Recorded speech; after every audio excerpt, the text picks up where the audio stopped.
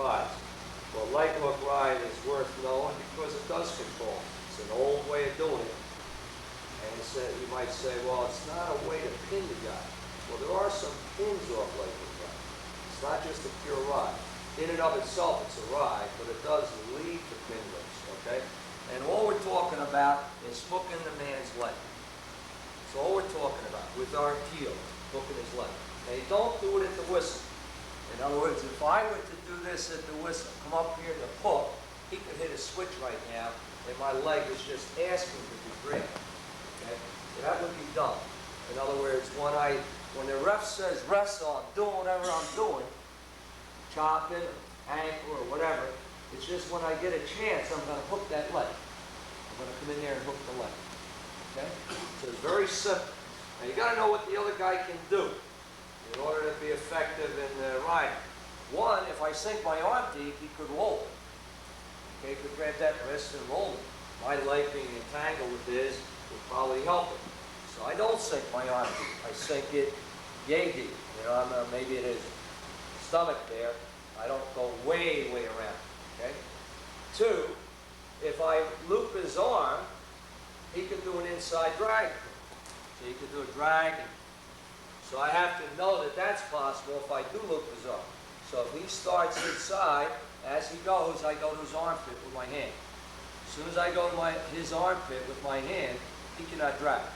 And then I can start looking for a fish hook. Okay? Three, if he gets a whizzer on, he whirls back for a whizzer, he could drill me. He could drill me, sit out to the front, and come to a neutral. Okay? So what I want to do is not let him get his whizzer on. Have my head here. If I have my head here, he can put the whizzer in. Okay? If I have my head here, he can't put the whizzer in. My head's in the way. Okay? If I have my head here and I hold his arm, he can't put the whizzer in. If I control his arm, he can't put the whizzer in. If I have my head here and the arm, can't put the whizzer in. My head and my hand grip prevent the whizzer. Well, let's say I have neither. I don't have his arm and I don't have my head on his back. And he starts coming back for a whizzer, I go to ankle. His whizzer is nullified. His grip, even if he gets a little bit of a grip, it's nullified. He could also plant his toe and pivot his knee into my chest. He could do this, knock me off my base, and reverse me. So that's why I fight here. I push on the arm, he tries to pivot in. He starts to come in, okay? He starts to come in, I fight it. I fight it, I fight it. If the guy's determined, eventually his face is going to get near to his knee. I wait until he gets it near enough to his knee, and I slap a cradle on it, okay? Now, I don't get fancy with cradles if I don't have it. I would dump him toward that far shoulder after unhooking his leg. To unhook his leg, I would just stretch. To unhook the leg. If he pivots in, and I fight it, and then I come up in here, but he's still coming, and I feel myself losing balance, that's when I'd go with it. You come up on here. Okay? Now he might want to try to do a switch. There are guys, it's not easy to do, but there are guys that have gone into a switch action against a leg. They slip that leg out and do a switch. Okay? It's pretty difficult to do. But what I can do is make it a little tougher by blocking me in front of his knee. So he can't really get that leg out. Okay, or control his near arm so he can't really switch. Some guys will try to scoot on it. They'll just yank their leg out, fall forward, and get away. So what you want to do is put a pinch on. Just pinch with your knees. And a bad feature of me pinching with my knees is that I've narrowed my own base. So if he hits into me, I'm liable to lose my balance. That's the bad feature. But if you're concerned the guy's going to squirt away from you, you just put a pinch on his lower leg with your knees. Okay? Now, one of the ones you're going to most worry about in terms of a counter or escape from a leg hook is that he takes his foot, puts it over your far foot. And we call this Hun school skate. Originally, that's what we called it, Hun school skate, because it was what they did to us years ago to get free from Laker Fry. Okay, an old prep school, down in Princeton, New Jersey. Okay, now what he would do after doing that is he would drive his hips into me, and as I lose my balance, switches over. He's got to switch over there on that side. Okay, you can hit that, or if I lose my balance as he comes into me, and his hips can go to the other side, he can do high leg over cradle. High leg over cradle. Okay? So, let's talk about the things we got to worry about. All right, one more time. And you're going to come out of the back of the park and do these things. So get ready. They're going to be a fair number. One, if you're worried about roll, what do you do with your arm? Loosen it. You don't sink it deeper. You loosen it a little bit so you can't get rolled. Okay? Two, if you're worried about an inside drag, hand to the armpit so you can't go by. You don't want it over here. That's the drag. You go into his far armpit, and then you look for the fish hook. Okay? All right. So against far roll, loosen. Against inside drag, hand to armpit. 3. If he's going for a whizzer, you block with your head. If he's going for a whizzer, you can control the arm. If he's going for a whizzer, you get the angle. Okay? All right, 4. If he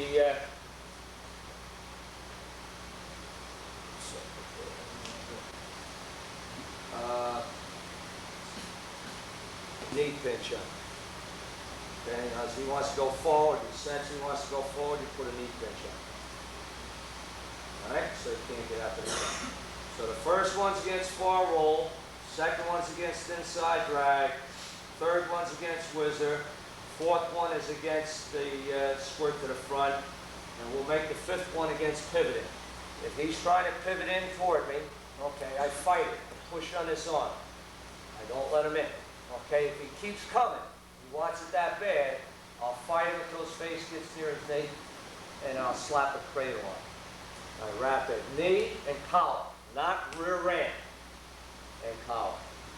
Knee and collar, so that my hands will lock in fact. Now let's go 5 of them, and then we'll come back and talk about stand-ups. Most of them are going to try to stand up. Now some of them will step up on outside foot, okay? They'll step up on outside foot, and they don't come all the way right away. If that happens, you want to move up onto them and get the cradle. And then you've got your roll. Okay. And when you do roll over, step up. Make sure you don't roll toward that foot, because if you do, you'll be rolling down his leg. Okay? And as if I come up in here, lock it in, and I start rolling this way, I'm going to break his leg. Okay? Drop your knee down between his 2 feet and roll on an angle. Diagonally, not to the side. Then you won't injure him. Okay? So that's one thing you got to concern yourself with, is he might step up on his outside foot and then stop. He might not go all the way up into a stand. He comes up part way and stops. You move up onto him. You don't try to shoot the cradle from here. You'd have hamstring and maybe shoulder. You got to move onto him to get collar and knee. Okay? Then you drop your knee down between his feet and roll. If he steps up on that foot and you want to take him to Navy, you got to wait. Okay? And as if he comes up a little more, just a little more from where he is, where I get my head inside and put a hand behind his far leg, then I can knock him backwards and get Navy. Now, Navy is a ride. It's not a pin. As beginners do this, they'll sprawl back as if they got a pin grip. I don't have any pin grip because I don't have any control of his upper body right now. Okay? Navy is strictly a ride. You want your knees up under you. Okay? You want your forearm perpendicular to his body axis. You want your elbow close to the mat. My elbow's up, and he rotates. He's allowed to hyperextend my arm. Elbow down, okay? And I'm ready to lift. And get an Nelson. Get an Nelson. All right, so take to Navy is a very frequent possibility when you ride a leg hook ride. What you want to do is fight the man standing. If he steps up on that outside foot, you act like you don't want it. So he'll push a little harder to get up. When he pushes a little harder to get up, you keep weight off this near foot by circling it to you. Circle it to you a little bit and pick it up off the mat a little bit. So that he's really going to be trying to stand on one foot. When he comes up, as soon as you think he's up enough that he can be taken backwards, what you do is you stick your head inside and block his far leg. Back of your hand goes behind that far leg, and then you're looking for Navy. Okay? If your leg is still hooked, which often it'll be, most often it'll be, just stretch and clear his leg so you don't get over it. And you're in position to do your Navy lift. Okay? So, we're going to work against Santa. He steps up on his outside foot. I move up onto it and lock the cradle. And you roll. Okay? He steps up on his outside foot and wants to come all the way up in parts. I fight him. I don't let him pivot into him yet. I push on his arm. I push him forward with my waist strap arm as if I don't want him up. When he gives enough oomph to get up, okay, as he's coming, and I'm stretching his foot out and lifting it off the mat a little bit, I slip my head inside, take him back, clear, and start into my Navy lift. Okay? The sooner you lift, when you get the guy in Navy, the more effective Navy lifters. If you wait long, you'll have a problem. All right? Let's stop the outside leg stand up with both. I've got is my own stability, my own balance. Okay? And as if he starts hipping into me, I'm sure going to lose this, and I know he's coming after a switch, and I just going to have to, as he scoots for the switch, I'm going to have to react to the switch somewhat. But, you know, other than trying to keep your foot far enough away while you ride, you know, keeping that foot far enough away while you ride, not in here where you can get his foot over the top of it. I don't have great good things to do against that particular counter. So that's fairly effective, where you put your foot over the other guy's foot and then drive your hips in. As he drives his hips in, to save my balance, I post. And as I post, I'm vulnerable to the switch. Okay? Or if I should fail to post, okay, I fail to put that hand down, I try to hold the arm and I go down. So you may get to the other side and get a leg over cradle. So it's catch as catch can. It depends on what you can get. Right? All I say is try to keep your knees spread and try to be more aggressive and go after him. Don't let him control you. Don't let him get that foot over your foot. If he does, you're just going to have to wrestle. Watch your balance, don't fall down. Better that he gets a switch than a cradle. Don't even give him a switch if you help him. Okay. Now some of the things you can do from leg hook ride, the arm fingers. One thing you can do is a three-quarter Nelson. Okay, I release here, release, and I come after the column. I turn palm up, get my fingers locked, I pull his head under. Okay, now as I pull his head under, I circle his leg toward me. That puts him in a tuck position. If the guy can get that on you, you're done for. So if it ever happens that you're in leg hook and a guy releases here and goes there, all you do is lunge out to the front and get your head up. Okay? Now there's a counter to that counter. I'm not going to do it today, but there is a counter. I can do something to get him in what I call the zone three-quarter Nelson. It's a lot like your zone RC. So for whatever he does, usually there's something you can do. All right, next item. If he pivots in, I can fight him, and then the cradle goes up. So RC is a possibility. Third item, he steps up on his outside foot. I can move up and outside cradle. 3. 4, if he steps up on his outside foot, and I'm fighting this, not letting him stand up, and he gives me enough hook, I can take him back to Navy. Now, Navy is a lead up to a pin. But what often happens is as the guy falls backward, he makes the stupid mistake of rotating in there. He does that. So instead of going after a Navy lift, you're coming after a half, you're coming after ideal RC. Okay, now you might have a false half. You might be over top, no difference. Same thing. Okay? Anytime you take the guy back toward Navy, hope he's stupid enough to rotate into it. Because if he is, and he could be a college wrestler as well as a high school wrestler, if he is, you're going to have him in a pin grip. You'll have an ideal RC. Okay? So the first one we're going to do is 3/4 Nelson. Now be careful, okay? Because it's a tuck position. You're going to pull his head under him as much as you can, and then circle his foot toward you to get him up into a tuck. Okay? Second one, you're going to push on the near arm. Push on the near arm. He circles toward, pivots toward, I should say. You're going to fight him. You're going to fight him. He keeps coming. He's determined to pivot in. You're going to release and put the cradle on. Third one, he steps up on outside foot. You're going to move up onto him, lock the cradle. Fourth one, he's going to step up on outside foot. You're going to fight his stand up. When he keeps coming, you're going to take him back to a Navy. He's going to rotate in. Big mistake. Even though I can't see his head, I can feel his inward rotation. I go right after Nelson, ideal RC. Try it. 4 different things you can do to get a pin grip. Waist here with my arm. What you can also do is come in here behind crotch, try to sweep his arm back and get a fishhook. And then you can unhook the leg and work with your fishhook. Okay, sometimes that'll happen when the guy's trying to stand up. Start to pump. Okay, come in here, want to take him back to Navy, and he won't go.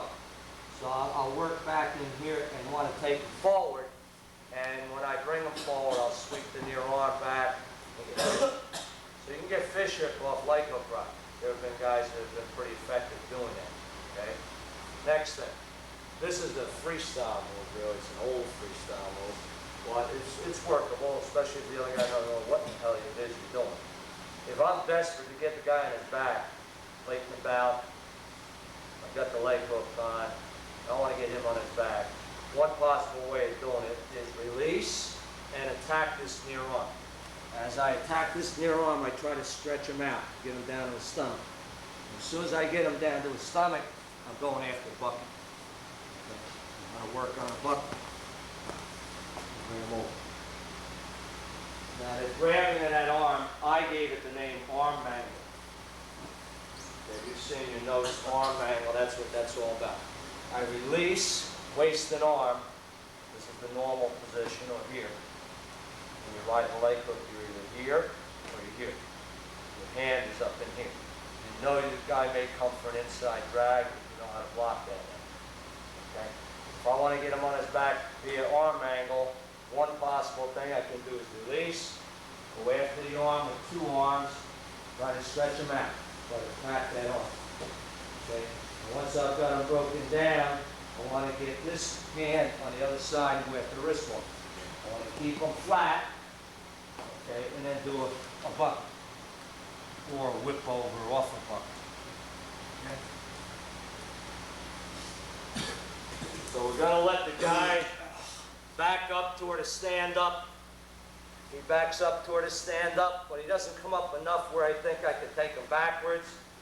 Or I went inside to try, and he wouldn't go. I'll come back in here and just sweep this near arm back and get. Okay, I'll come up with my rear end when I'm ready to go. And my hips are going to go up as my elbow drops, and my head goes under. Hand goes back. Walk 5 feet away, he chases, just like it. And then the 4th roll is our grammar. Okay, now, it should be done from altitude. be done from altitude, but we're still at a stage where we're just learning it. So I don't care if you stay down in here and go for your man. Tuck, whichever it is, from here, and then tuck. Okay, and this foot is the one that pushes off.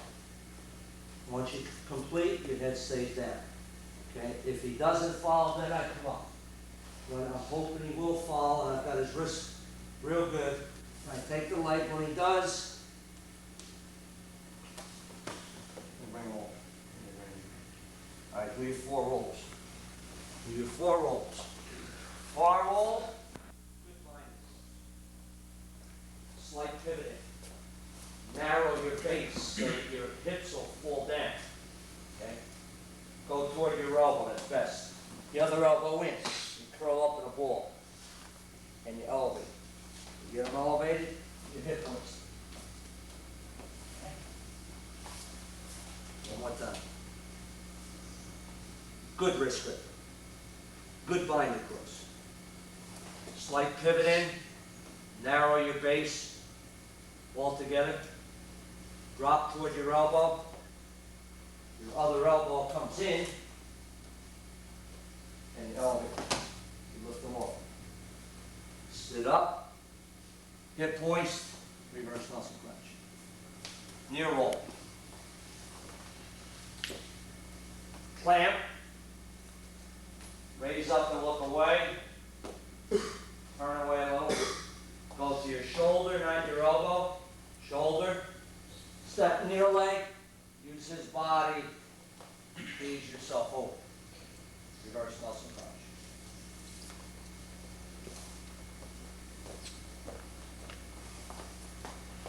crunch. Clamp. Raise up and look away. Go to your near shoulder. Step near leg. Knee nearest the head up. Reverse Nelson crunch. High turn. Wrist leg over. I've got the wrist. I've got my legs cocked. I've got my back vertical to the mat. I want to keep it vertical to the mat as I raise up. When I'm ready to go, my hips are coming up so I can drop my elbow and head under. Okay? My hips are coming up a little bit. My elbow drops. My head comes under. I bring a leg over. Bring a hand back alongside. Walk my feet. Get the wrist leg roll grip. Bring the outside knee in. Bring them over.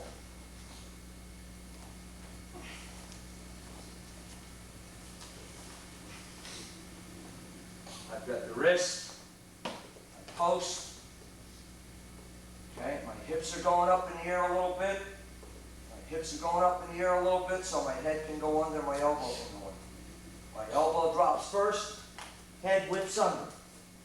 Hand goes back. Okay? Walk the feet.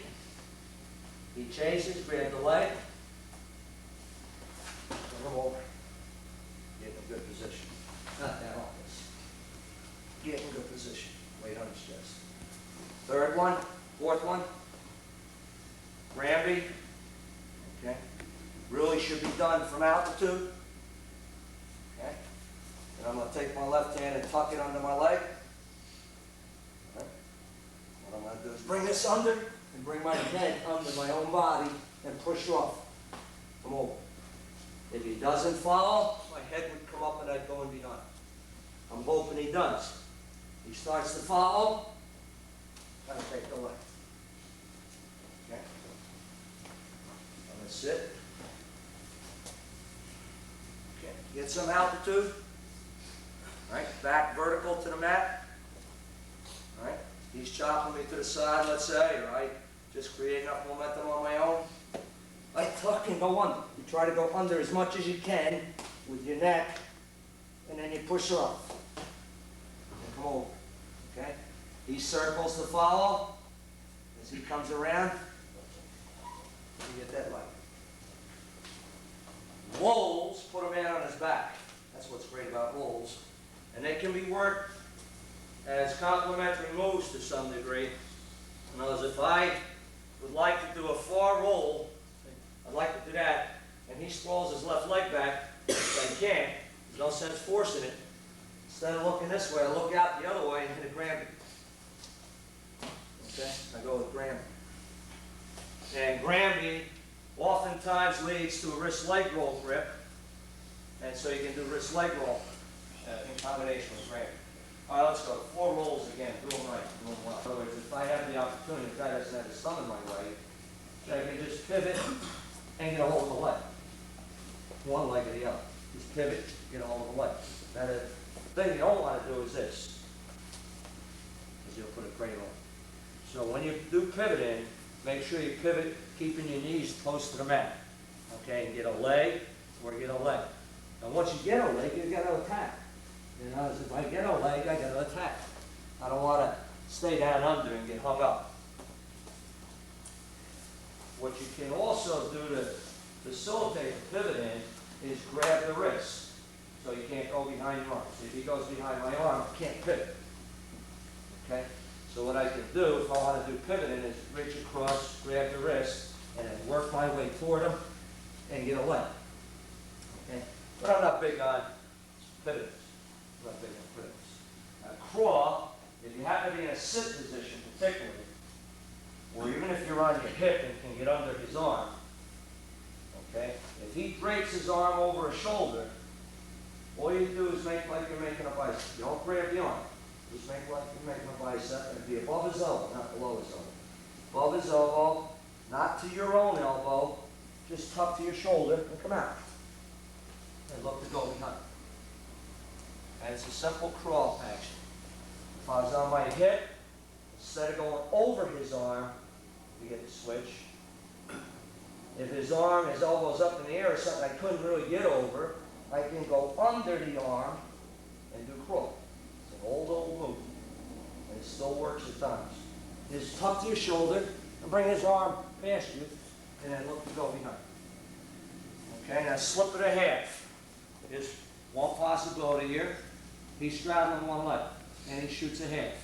And I block with my foot so he can't step around. He shoots it, and he can't come around at right angles like he'd like to. And he's trying to. I just come here and slip my leg through, and pull his arm by and get into a bypass position. That's all slip the half entails. He has my leg hook, so to speak, but I have his leg under control also. Okay? He shoots the half, and he'd like to come to the side to get me. I go into him. I don't frighten easily. I go into him as if I'm going to give him the half, but I still have his leg blocked. Okay? Grab his upper arm, slip my leg through as I pull his arm past, sit up and get a hamstring. Get into a true bypass position. This leg stops a near step over. This leg stops a high leg over.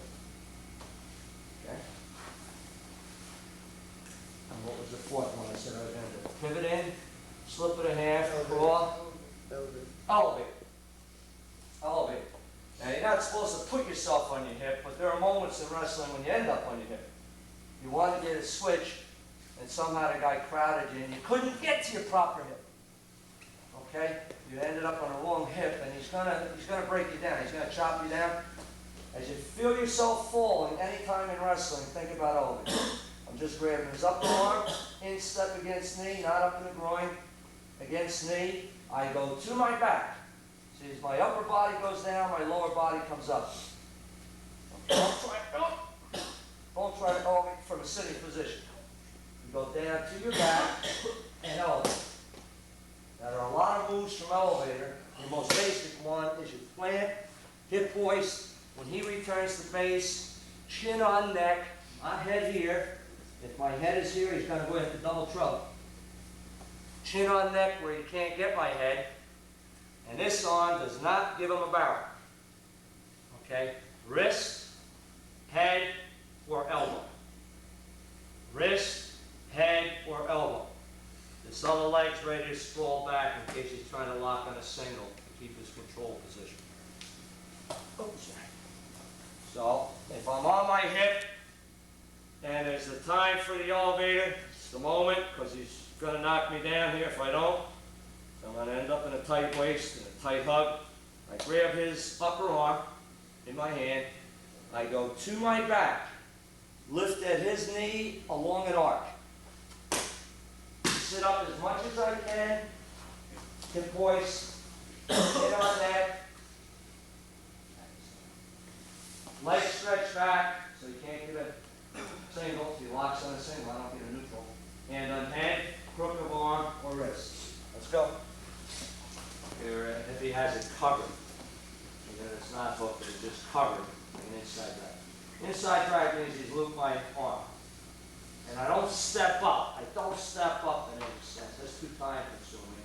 All I do is I slip my knee across in front. Okay? And then I come up and get his arm and do a drag action. Once I do the drag, I get into bypass position. Okay? Right? So now if he loops my inside arm, all I do is inside drag, move. I bring my knee across. Hand came off the mat, it's going for his upper arm. I do a little drag action.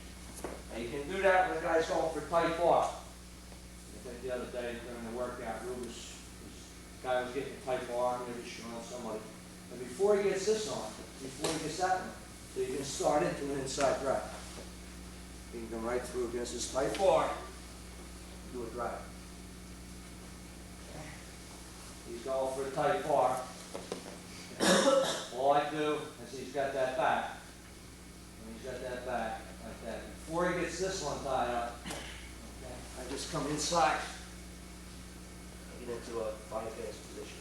Now if it were to fail, let's say I start inside on the drag, and he starts to run to his left. He clears my leg, and I just throw my arm back to the front and get base. Okay? I break his tight bar. I force my arm back. All right, second thing, we're going to do switch. It's a basic switch. Okay? I'm going to free the arm, reach for my handkerchief as my knee comes off the mat, and reach back for my handkerchief. My other leg comes through so that my outside hip is tilted toward the mat. I get his leg, I get my leg in the air, knee bent. To put pressure on him, I hip, hip, hip to the side. As I come up, I block a late step over with my head and arm. Then I come up and get waist control, get a 6.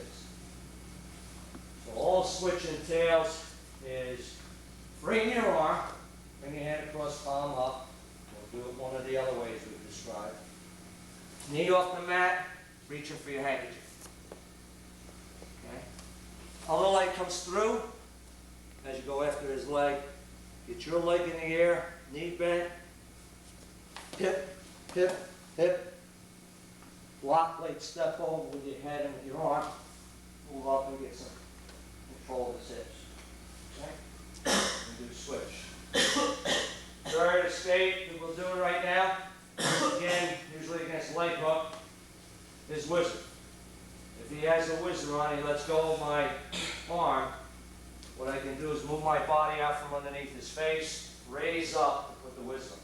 Don't put whizzers on when you're bent down like this. If you go after him here, he'll go after your head. So if you raise up, he can't go after my head, and my head's too high. And you get it in. And once you get it in, you give him a little jolt. Walk your fingers in deeper. Give him another little jolt. Walk your fingers in deep enough that you can really put the pressure on his shoulder, and then sit your leg out to the front. As you sit to the front and turn up, don't give him a barrel roll. Hand on head, wrist, crook of the arm. Okay? So if he has a whizzer, he has a leg hook, and I want a whizzer, and he hasn't got my arm, he released it, or I freed it, I can free it by stimulating. I grab his wrist, he comes in to get mine, I windmill the whizzer in. I give him a little jolt, walk my fingers in deeper. Give him a little more of a jolt, really get the thing in deep. And when I want to move to the front, I throw my hip in, look away, put pressure into his lat area, sit through to the front, lean toward him, so he can't dump with the head. And I put my hand on his head, his wrist, or his arm.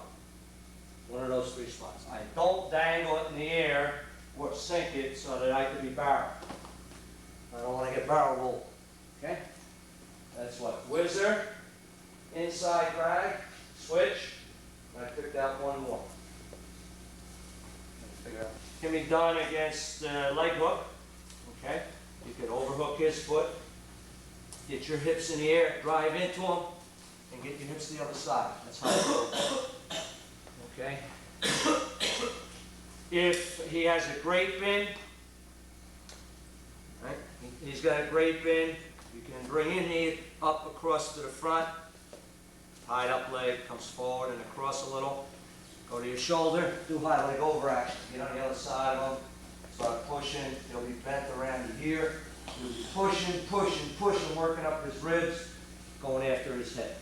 Once you get his head, you'll come up with a grape on Jacobson grip. You'll have the head and a grape. Head and a grape. So high leg over action can be done against leg rides often. Okay? You overhook his far foot, get your hips in the air, drive into him, do high leg over. And post way back around. So you don't post it here, you gotta go with it. You end up back on the bottom. Okay? High leg over can also be done against the grape. He's got the grape in. Okay? I bring the inside knee across in front. Go down toward my shoulder, do high leg over, free leg over. Push on the knee, work up his rib cage with my ribs, go after the cross face. Once I get the cross face, I'll come up with the Jacobson on him. Okay? All right, let's go. High leg over. What I can do is fold to the inside. Just fold to the inside, with my outside knee in. Come up to his upper arm and do an elevator. Now that's an inside elevator. Once we've elevated him, we have a rule. If his arm is between my body and his, I sit up and drag. Okay? If his arm happens to be across my body, I can't drag. Arm across body blocks a drag. I do what we call power crawl. Instead of just doing a crawl with this arm, I grab his wrist and do crawl action. And come out this way, and then step up and get ready to go behind. Think of it as an initial move at the whistle. You know the guy's about to loop your arm. When the ref blows the whistle, you know he's going to loop your arm. Just move inside. You come across inside, rock back, elevate. His arms between our bodies, I sit up and I drag. I put my head in here to block his step over, because I know if he's any kind of a wrestler, he's coming at me. See, if I don't put my head in there, he'll come across me with his legs. But I'll block with my head. Okay? If when I elevate him, his arm happens to come across my body, when I come in here and rock back and elevate him, his arm ends up there. I don't make a stupid attempt and try to drag. I grab wrist, go the opposite direction. Do a crawl. I'm not grabbing his arm, I just have another one. So you get inside out. Now another move, and this is more recent and better, is quick up. See now, when guys start on top of you, they're allowed to get much further around behind you than years ago. Years ago they had to be pretty much off to the side. Now they can get behind it. If they happen to be enough behind you that I could slip my foot inside his leg, as soon as the ref blows the whistle, I do a quick yell. Okay? As soon as the ref blows the whistle, all I do, I don't grab on the arm. Quick yell means I don't grab hold of an arm. All I do is I tuck to my shoulder and elevate. Now once I get him off balance, I got to start moving. I might switch, and I might go back to a high turn, I might go back to a Granby, whatever it takes. But at least I'll get him off balance. So if he, at any time during the bout, happens to straddle my legs, even if it's at the referee's whistle, he's straddling my legs, all it involves is just going to your shoulder, lifting them off, and then becoming a wrestler, whatever it takes from you. If he happens to be going for far chop on the whistle, he's very vulnerable to a quick yell on the other side. See, as he goes across the chop me, I just go to my shoulder and elevate. Get him off his base. Okay? He goes for a far chop. I just go to my shoulder. I didn't grab his arm or anything. And then I would sit up and start to wrestle. Find out what he's open for after I come up. So we're going to do inside L, to drag, inside L, to crawl, power crawl. We'll do the quick L's, the near shoulder to the far shoulder. Then we're going to do low turn in, high turn. If ever you're in a sit out and we yell to you dip and turn, where you said you ought to dip and turn, that's low turning. Okay? All I do is I slide my hips out, drop to my shoulder, and turn with this arm in. I don't want it up. He's allowed to shoot an arm underneath it. I keep my arm in until I get to my knees. Then I try to find it. Now this is where pivoting becomes a factor. If he's going that way, I pivot facing. If he's going the other way, I pivot facing. So anytime you do dip and turn, pivot in to follow. Okay? So all it is, whether I've got the wrist or not, doesn't matter. Okay, if I'm doing a dip and turn, I just dip, turn not on my elbow, but on my shoulder, and get an arm up. Now the purpose of the dip is to get some separation between you and him, so it's tough for him to follow. Okay, tough for him to go behind it. High turn in can be done from a sit position, or it can be done better from up in this sort of position, with a hand post or a true swish, where your hands are off the mat, both of them. Okay, true swishers like this, and then you gut up, throw your gut up, drop your elbow and head on. Now the difference between low turning and high turning is that my knees are off the mat now, and it gives him a hill to climb. To get behind it, he's going to be able to climb that hill. That's what makes high turning better. Right? So I want you to do low turning, high turning, inside elevator to drag and to power crawl, and do quick L against an inside. Do quick L to the inside, do quick L to the outside. Let's go.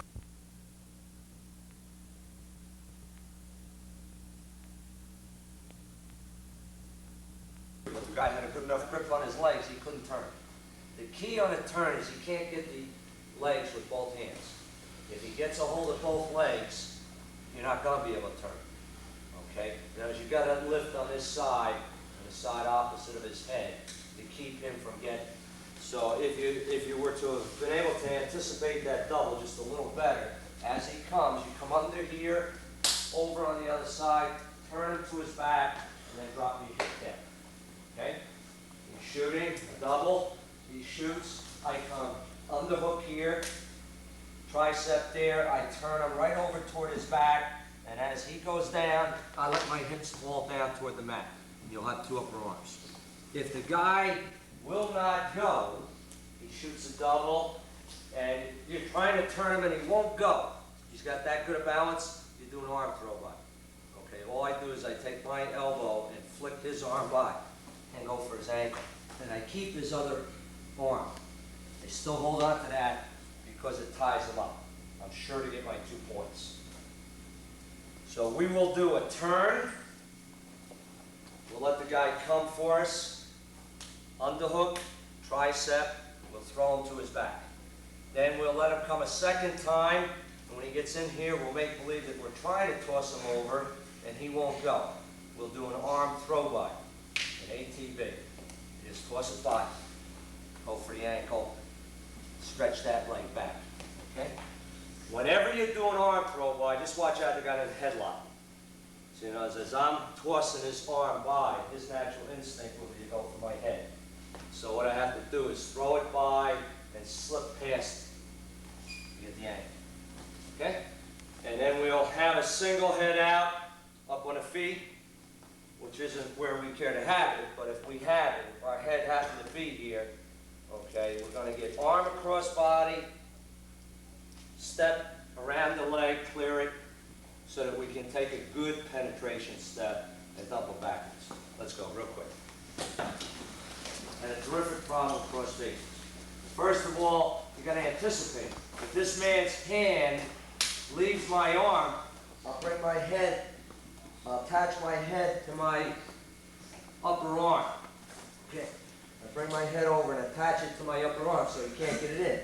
If he's still going for it, okay, he's here going for it, I'll grab wrist or just simply pivot and get inside. Okay? Now, Halpin and Gittrick today, and Rubis at moments, when you guys shoot leg drops, you turn your heads. when you go in on a leg drop, say single head out, which is what you guys go for, don't want to turn your head. That's what gives him the cross face. You want to look where you're going and attach your head tight to the leg, okay? Not past the leg. If you go too far in, over penetrate, you'll get cross face. If you have your head here tight, you can't get it in. Okay, if you have your head out here though, in comes the cross face. Okay? Now what Bergamasco had to do last night is in those few moments where he damn near got into position to get the other guy. He had to get the other guy. Okay, now see, the guy had a cross face on, and he had the kid's leg. Somehow you had to use enough strength to pivot and face, get a double and go with all your might. You had to muster everything you could to get the other guy. So here's a little detail like not remembering how to block off a cross face, which we had gone over, that hurt him last time. Small detail, cost him a foul perhaps. He just didn't remember. Okay, so we're going to do this. Guy goes for a cross face. We do this. Okay? I got to anticipate. He's done it to me early in the bout. I know it's about to happen again. As soon as his hand releases on my arm, I know what he's going to do. I can't do anything once it's in. That's tough. Now, what you could have done also, though, Bert, as we found out while you were wrestling, he put the cross face in. Okay? He had that. You sat away. Now, I'm taking a chance sitting away because he could put a cradle in right now. He could put cross face. Oh. Okay, but this kid didn't seem to know. You got out here in this position. Okay? You could have gone hard with a crawl. But what was happening is, as you crawled, he would jump on your back. He would do that. You got to go hard with it and move away from him if you feel him coming up on you. Okay, or buck him off. Get your knees up in the air, put your hands in the mat if you can, and buck him off. Okay? But the big thing is you want to block that cross face. We are going to do a cross. It's tough to do. I'm just finding out now if the guy's got a cross face. Okay? It doesn't feel normal. If he has his arm draped, it feels. He's going for a cradle on this leg. Go for a cradle on this leg. With this one. Oh. If he's going for a cradle there, I could crawl that way. If he's going for a cradle on this leg, from the rear, I can crawl here. But when he has cross face, it's just enough different. I don't feel like I'm going to catch his arm too well. Plus, he's got my arm. Okay? But if he doesn't have the cross face, crawl is a definite possibility. Okay? You want to crawl, and then if he's coming toward me, I move away from him. Okay, if he goes up on my back, I want to buck him off. Just get my knees in the air, buck him off, and then wrestle. Find out where he's at, and then wrestle. Okay? So we'll do a crawl against a cradle from the rear, which you guys shouldn't do, but they might do to you. Attempt. And we'll also do, what will we also do? Yeah, we'll block the cross face. We're going to do those two things. So,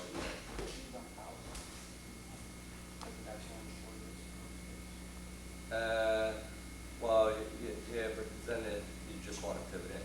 Like you grab your wrist, you just want to pivot in. Okay. Lock his hands, and you had a free shot. So I even yelled for you to roll, because even if he put you on your back, it wouldn't count. But you could have hit the switch. Anytime a man has, he doesn't have to have his hands locked. If he has his hands wrapped around my waist, he has no control of either arm, I can switch. If his head is on my back, I can switch either side. Okay, if his head's off to the side, it can't go inside, I can go outside. Okay, but switches were open. Standing up, switches were open. They were open from standing when he slung you down. In other words, let's say this man, I got my feet out to the front, he steps into my heel and he starts to take me down that way. Okay? Yeah. He's bringing me down backwards that way. Right here, I want to go in for that switch. Anytime you feel yourself being brought to the mat with a body lock, look for a possible switch. He doesn't have your arms. You can go for a switch. Somebody on our team brought his man down backwards, I think it was Bangla, with a body lock. That makes you vulnerable to switch. We don't do that. What do we do with a body lock? Lift. Lift and cut. Okay, sweep to the leg. Okay? So here's what we'll do. We'll do three things right now. He's got the attitude he's gonna go for a cross face. I got the attitude he's not. Then I'm gonna pivot and face him, and I'm gonna get aggressive. Okay? I'm gonna sit out. He's going for a cradle from the rear. I'll do a crawl to my shoulder. Now, look to go behind. I'm up on my feet.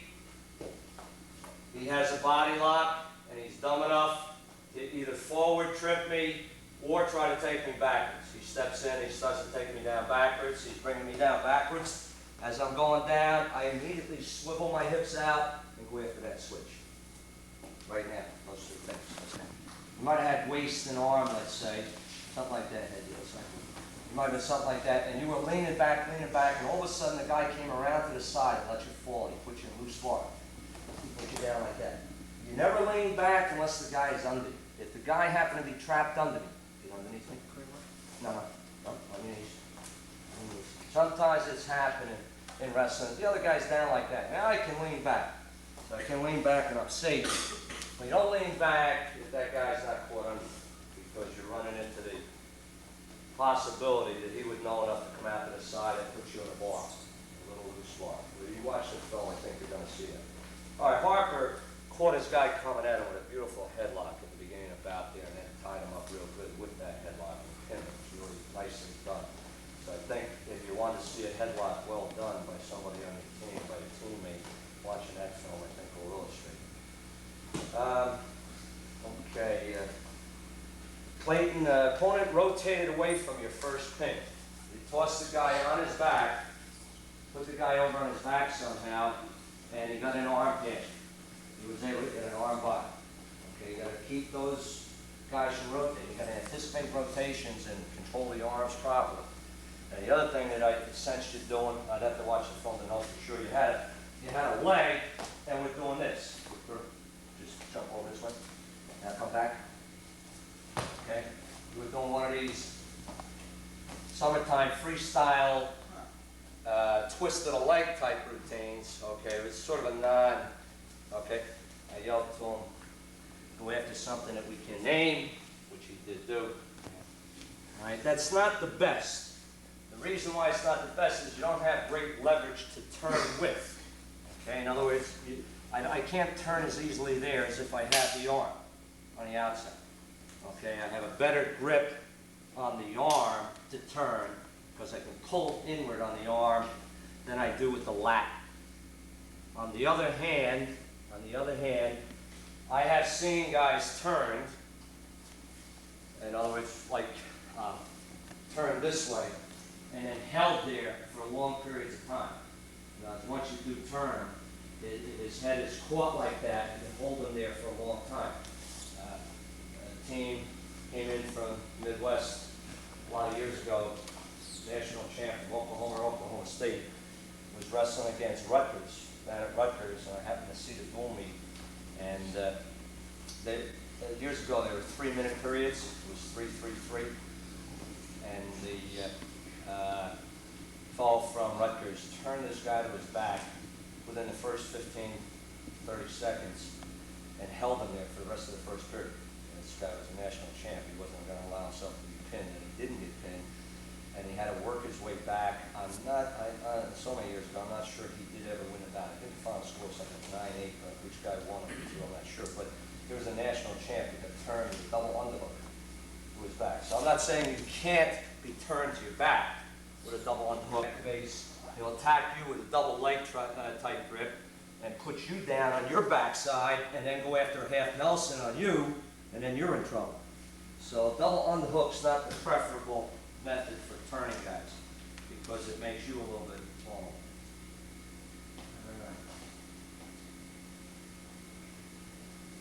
Pin grip slipping out, whatever pin grip it is. Your rule is this. You try to put him in another pin grip. You try to keep him on his back. But if you feel you can't, you get behind him. Like you had him over on his back. You had him over on his back, let's say. Somehow turning toward me. And the guy was pretty close to getting off his back. It looked like he was gone. It was time to go behind him, try to slip in behind. Okay, unless you can keep him there or come up with another pin method, get behind him. Don't give him a neutral, don't give him a reversal. Okay? So your basic rule is when you're pinning, you're trying to think as to how you could change off to something else if anything goes wrong with what you're doing. And if there's nothing else in mind that would really help you, then you're thinking about getting behind, either going around his head or slipping in on the side of your arm, depending on the type of grip you've got. And at the end of the bout, I believe it was you that had two upper arms and you were up over the guy. We don't want to be up over the guy, we want to be off him. Because the match before this, two of our freshmen were entangled in the guy's legs. He was turning in this way, and then he turned out, and our guys went over because of the leg entanglement. See? So we don't want you near people's legs. They'll either bring you over with their rotation, or they'll elevate you over. See? Either way, you stay away from the legs. On a barrel roll, if you watch on barrel roll, you want to get perpendicular. You want to get at right angles to the guy, like in a T. Okay? Just to speed it up and keep going here.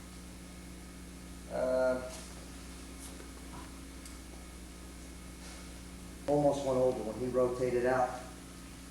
Okay, you started over. Head up. Head up if you feel him gonna go with you. Head up. Okay, don't wait for us to yell it. Head up. Manuel had a cradle on. Couldn't do anything with it. Anybody recall what happened to him? He got reversed. He got reversed. He stayed with it, stayed with it, stayed with it, stayed with it, stayed with it, stayed with it. Keep going. Slip behind. Slip behind. Just stayed with it, stayed with it, stayed with it, stayed with it. Then it goes on top right. You know, if it's not, even though it's a cradle, you know, lock. It's not going to do you any good. He kept trying to dump the guy one way or the other way or the other way. Wasn't going to work. Let go. Go for something else. You don't have to stay with it just because it's a cradle. Now, if you let go of a cradle, if you unlock a cradle, next match, I'll probably give you all kinds of grief. I'll say, what are you, crazy? That's a cradle. See, the only time you hear any grief is if something fails. Okay? If you do something dumb, but you make it work, then you won't hear any grief. And I'll mention that was seemingly dumb. I'll say that was seemingly dumb, but you proved it was smart. So I'm waiting for Rubens to prove something.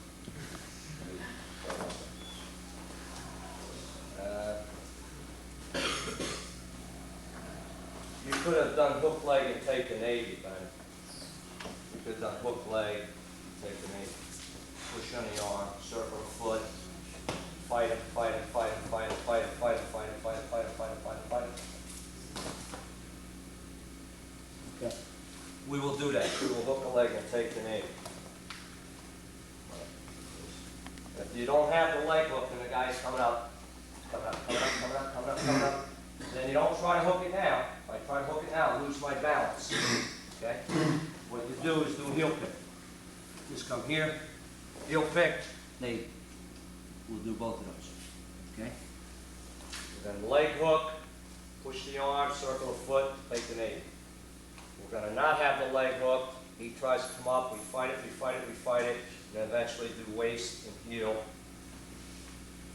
to put him on his backside of the knee. Let's go right now before you fall asleep. Emphasize it. If you use the dump with the double, don't come on his legs. If you come by his legs and he's an elevator man, he'll just lift you off, dump you, climb into a double break, and you'll wish you had it. Okay? Stay off his legs. And then look for the hand. Right away, look for the hand. Away for that half Nelson.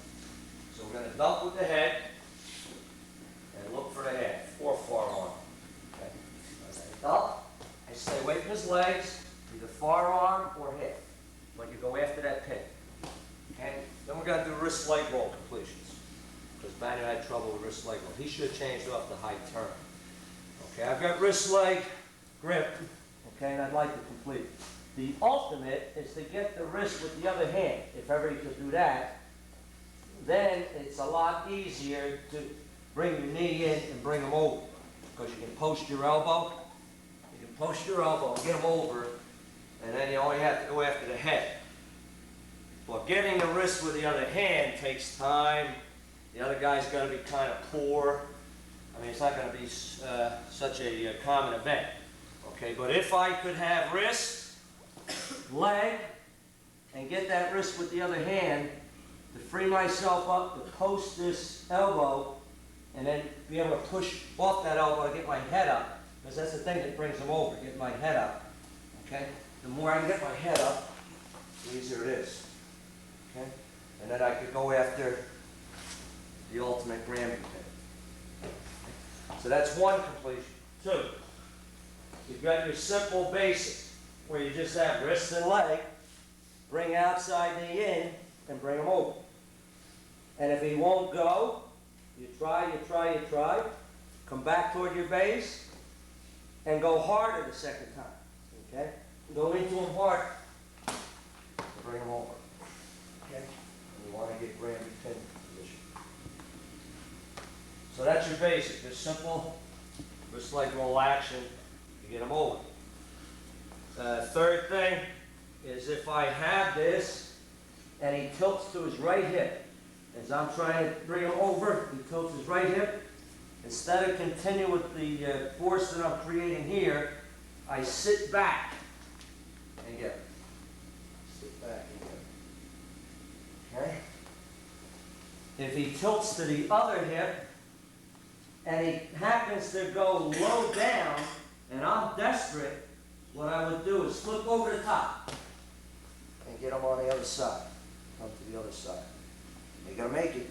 If I don't make it, oh brother. If I end up here, he'll have crucifix. He'll work on that arm with his arms. Make the arms.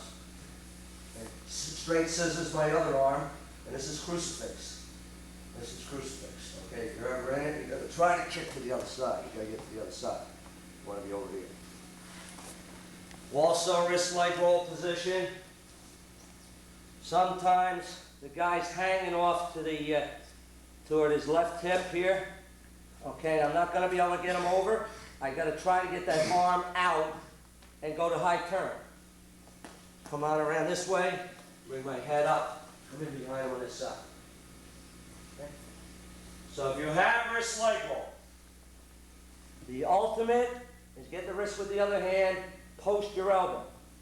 Okay, get your head up and post your elbow, then bring your knee in and push off your elbow and get your head up further. The basic is just wrist, leg, and go in under him as much as you can. You try to go under him as you bring him over you. Okay? If he tilts to his right hip, okay, to stop my roll, I can't get him over, then what I do is switch direction and just sit back. If he tilts to his left hip, I would change to a high turning. Okay, run my feet, do duck under action. If he tilts to his left hip, but he's so far down that I wouldn't be able to, or my arm's caught, let's say, and he's down low enough, and I'm desperate, then I come up over the top. And get him on the other side. All right, do the wrist leg roll completion. So let's go. One. When you do a barrel, you and Sean Noor, I think both did barrels, and neither guy got a finger. If I'm doing a barrel, if I'm in here and I'm doing a barrel, when I dump, I'm going up to that waist. He's got to have that little overhook. I'm going to run my feet toward his feet so I can slip my head out. Now right here, it's key. To get him, as I get my head out, I got to come in here with my head. I don't want to go behind. Barrel roll's not supposed to be just a takedown. The beauty of barrel roll is it puts a man on his back. That's why you do it. Okay? Come in and get him on his back with two upper arms. So when you dunk with barrel roll,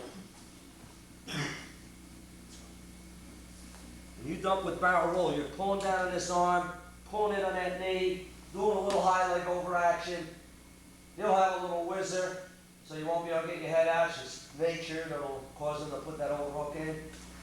You'll run your feet around toward his feet. You'll slip your head out, and then right away you got to get your head back up in here to get him on his back. If you watch films, you'll find that you guys don't get your head up in there. You don't come back at right angles. You go in behind and get 2 points takedown. You want to get the pin grip. So we're going to do a proper barrel. That's one thing we'll do.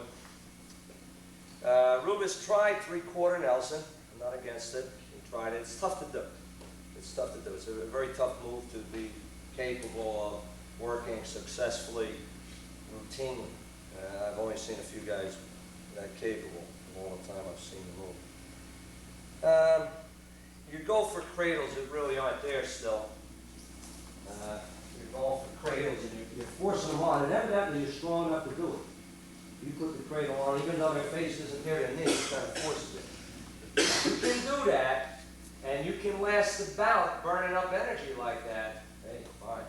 But you better burn up energy in here to a high degree so that you can do that in bouts. You got to get to a point where you're doing in here what you're going to have to do in bouts or what you want to do in bouts. Now, Sean Noor went for a cradle that wasn't there last bout. I didn't mention it in the stakes coverage, I don't think, but the guy stood up on you and disappeared. Whatever we wrestled before this outfit we wrestled last night, he went for a cradle. The guy stood.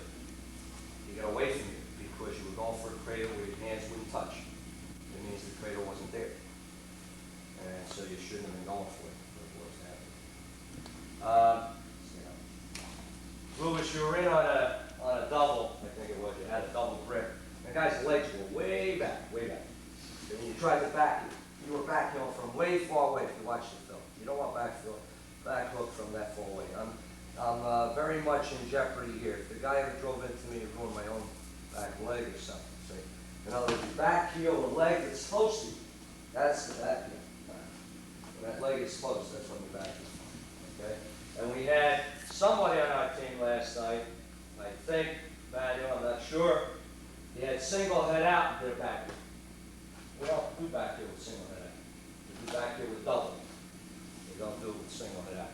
It's because the guy bypasses. In other words, as I'm back heeling him here, I'm with two of it, I can't do that. As we're going down, as we're falling down in there, he'll do a little drag bypass and he comes up on me. So there's no back heeling. Okay? Rubis nearly got winged while shooting a half.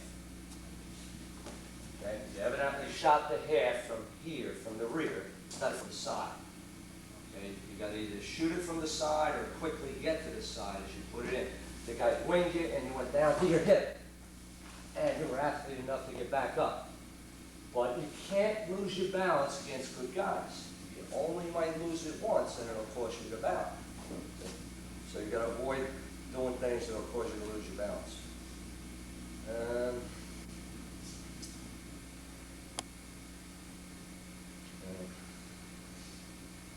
All right, I was going to show you a counter to wrist leg hold, since we're going on wrist leg hold. The man has wrist leg grip, and I know he's going to do wrist leg hold just as he's about to hit his far roll action, just as he starts into it. Okay? As he starts into it, you do a little high leg over. Do a little high leg over, not a far one, just a little one. Not way over your own leg, just a little one. And then sit through. And you trap his two arms. Trap his two arms and put him in a screen. Okay? If you feel the guy about to do wrist leg roll, he's got your wrist and he's got your leg, and you're fighting, okay, or he's just about to do it anyway, do a little high leg over action. Just do this, do that. And as soon as you get that far, just sit through, and it traps his arms. Okay? You work under his back, and get his arms. We're going to counter wrist leg roll. Now, of course, when you're riding on top, you're not supposed to let a guy get your leg. See, he reaches back for that leg, I stretch it. He reaches back for that leg, I block with my hand. I'll let him have my leg. Okay? He reaches back for that leg, and I feel his hand going on it. Okay? I stretch it. I block with my hand. Don't let people have a hold of your legs. Now, last night, Guerra and a couple other guys were grabbing what we might call the long leg for their wrist leg hold. Okay, the wrist. They do this leg instead of the other leg and hit a wrist leg hold. Okay? When he gets me over, he should change to the correct leg. I mean, you can take the guy over with that other leg, but when you get there, you got to get the proper leg. Okay? So, if he has wrist and he has other leg, he can hit the roll. But when he gets me over, he's got to go after the bottom leg. See, if he stays on the other one, I'll keep scooting. See, I'll scoot. I can get to my base, maybe toss a grape in or something, and he won't get me. But if he gets to that bottom leg, then I can't scoot. See, he controls me. Right? I do a wrist and other leg roll, and then get the proper leg, and then do a counter to the wrist leg roll. Let's go. You gotta get an arm up and stop his goal. Watch the film. You gotta learn from your mistakes. When you do a roll, you gotta elevate. The key to the finish of the roll here is you gotta use that leg. You gotta elevate. So you're not using that leg. You gotta elevate. Okay? Then you gotta hip hoist. Gotta hip hoist. Okay, to get the guy, you gotta hip hoist. And then you gotta stop clinging to things. So you would try a roll, you try a near roll, and you go down in here, and it wouldn't work. And you'd hold this. You figure, geez, I got his arm, he can't do much. But you're not doing anything. Change off to a switch. In other words, you can go from roll to switch. If his arm happens to be around your waist, look to see if you can change off. You got out in front of the guy at the end, I believe, and you were clinging to him. You kind of had his arms like this and were just clinging to him. And eventually he dumped you this way, I believe, and shot a half, and then jumped to the other side and put you over. Well, you got in trouble because you clung to some position too long, and the other guy thought of something to do. You don't want to stay in any one position too long, because the other guy will think of something to do. You always want to keep some motion out there. And if you watch the films, I think you'll see that when you're in sit-out, what you do is you just turn in. You do that. What are you supposed to do first? This. And then that little separation makes the difference in whether you're going to get a neutral or whether he's going to get a go behind. Okay, you got to learn to dip before you turn. And you got to get your head off the mat. You watch an elbow pop. He comes up from my collar. You pop. Okay, get your head under. Like on any duck, you tend to step and do duck under action one time. And the other one you can do it off of is catch arm. Okay. In other words, if I, instead of popping it, if I catch it with my thumb and he comes outside from my collar or inside, as he comes, I release and duck. Okay? So we're going to do those two duck unders from down in the mat. They're the only two that are really feasible from down in the mat. And we're going to do shrug because we had a few guys that could have done shrug yesterday. Cap wasn't one of them, I don't think, but we're going to do shrug. He has my collar. I get a slight angle. I don't stay directly in front of him. I get on a slight angle. Take out my collar grip. Step up, not where he could get your foot. Step up out to the side. Take this free hand, bring your thumb across to the outside. Don't try to push him sideways. His knee supports him to the side. What supports him to the front? Me, my neck. Okay, and what I'm going to do is remove that support. I don't lift his arm off, okay? I shrug his hand off. Keep your hand on my collar. Okay? I pivot on my down knee, just like you do on a duck under. I bring my head around and down so that his hand slips off that knob on the back of your head. He's to come directly forward. I think, I don't know who the guys were. Plate might have been one of them. They could have done a shrug. They were up on their feet, and the guy was driving into them. Driving in and lean down. The guy was driving in like that. All you had to do was step and shrug the guy by. Deliver him toward the mat, and then get behind his arms. It can be done from standing, okay, if the guy's leaning and driving. See, and you have outside collar, I have to have outside collar. And he's leaning and driving into me. I just step to the outside, shrug him past. Bring him from that. This would probably be a good move for you, Cap, since I'm on your scene here, because you're quick. And shrug requires quick, smooth action. It doesn't require fast, hard action. Most of these things work better when you work them quick, smooth, rather than fast, hard. When you rush things, they don't go the way you wish them to go. Now, the ideal shrug position is if he grabs my collar and kneels. If he grabs and kneels, for whatever reason, you might have been going down for a heel catch, or you might have just been going down to kneel. That's ideal shrug position, because I have leverage on him on account of the altitude. Okay? If we're both down in the mat, and he grabs collar, one of us just got a neutral maybe, and he grabs collar, I step up to the outside, get the thumb on the outside, have the outside collar grip. I pivot on my down knee, I bring him around to the front, okay? And then just move in behind the arms. And this man is not to take his hand off your neck like he just did with me. I'm to shrug him, okay? Keep it here no time. I step up, okay, I step up, thumb here, pivot, deliver him past. Directly straight ahead. All right, let's go. And we tried to yell to you to slide back, and get the RC. It's common that guys will be wrestling opponents, and they'll have them on their hip, and they'll be working from a position like this, and they won't realize the guy's vulnerable to RC. In order to see it, you're going to slide back and get it. Okay? I think you'll see on the drill sheets up there that on RC completion sheet, it should say that we start the drill from an extended hover position. I'm hovering over the guy in an extended fashion. And we start the drill from here to remind our guys that very often you'll be in this position, not realize the guy's vulnerable to an RC, and we tell them, start the drill by sliding back from that extended hover position and get the RC up. And then in the drill, your basic, of course, is you don't get fancy at all. You just drive the guy over. But we go shoulder under shoulder first. I fall one leg back, and then get shoulder under shoulder and drive him onto his back. And then in the drill, if I can't get shoulder under shoulder because he's got his shoulder that close to the mat, okay, I just can't seem to get it under, then I take a little chance. I go to my hip. Okay? I don't like to be on my hip, I like to be on my knees. Lift his tied leg a little bit so I can get in and do a Turk scoop on his free leg.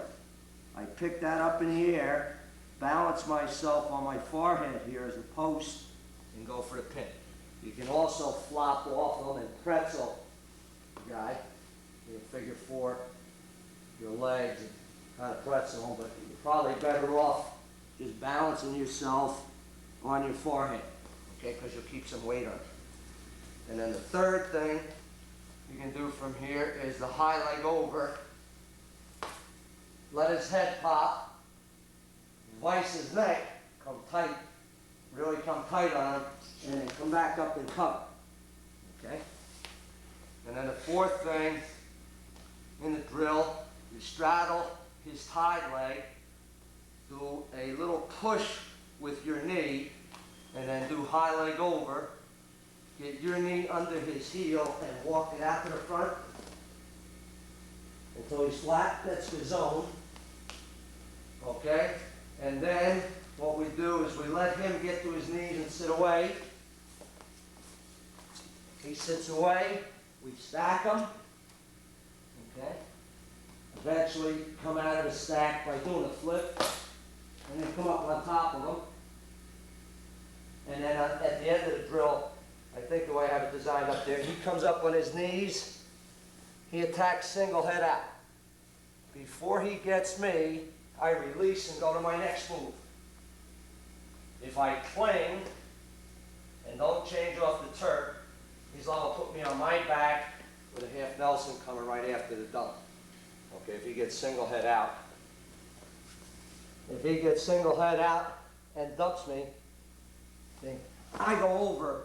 Now all he has to do is come after a half Nelson, and I'm in trouble. Okay? So before that happens, we try to make sure that we change off to the Turk if we can't stretch our legs. So here's what we're going to do. We'll introduce our RC completions drill again. It's already a part of our scene, but we'll do it again. I'm going to slide back from a hover position, get the cradle on. Scroll down to my left thigh, front thigh, shoulder under shoulder, drive him over. You can simulate it. Come back, let him get his shoulder close to the mat.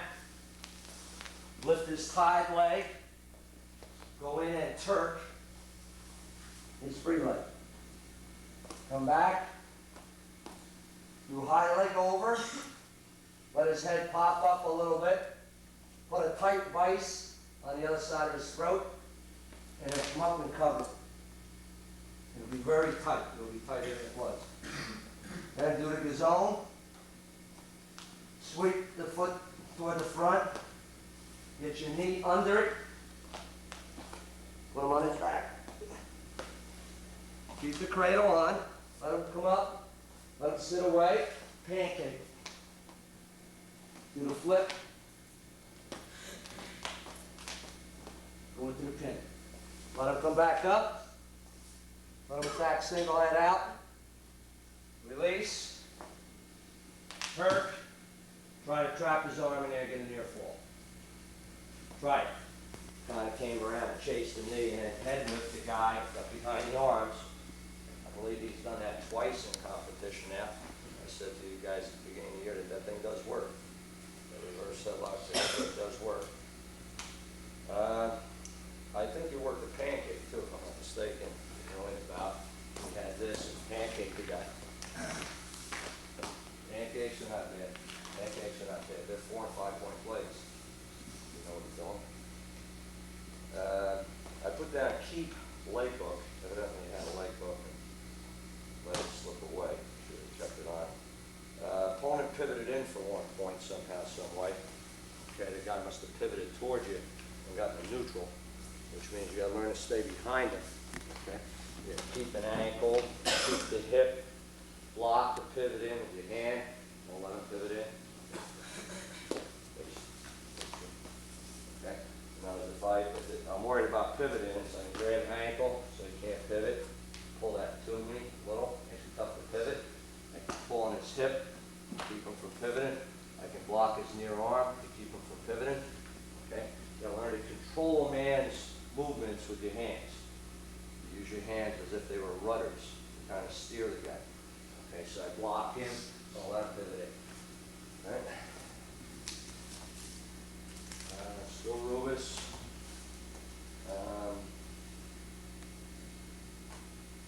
Well, I guess you were going for a cradle, an RC, they told me. I think when the guy pivoted, went after an RC, and the guy pivoted. But you have to look at the film. Might have been going after the cradle, it wasn't there. Unable to get the cradle grip, and he got a neutral.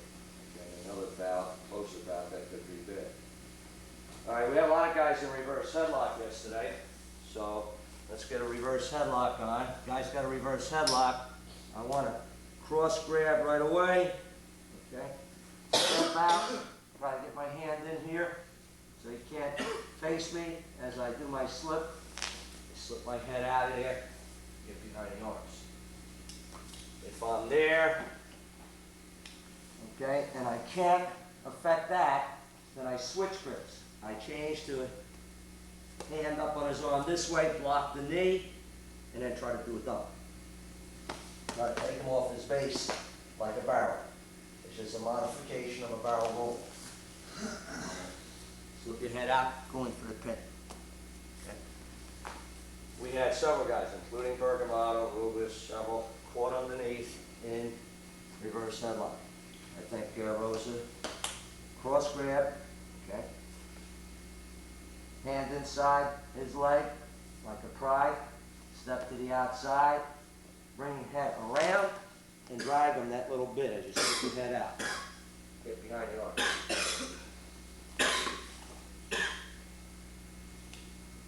Can't get that. He's got you trapped in there. Change grips, block.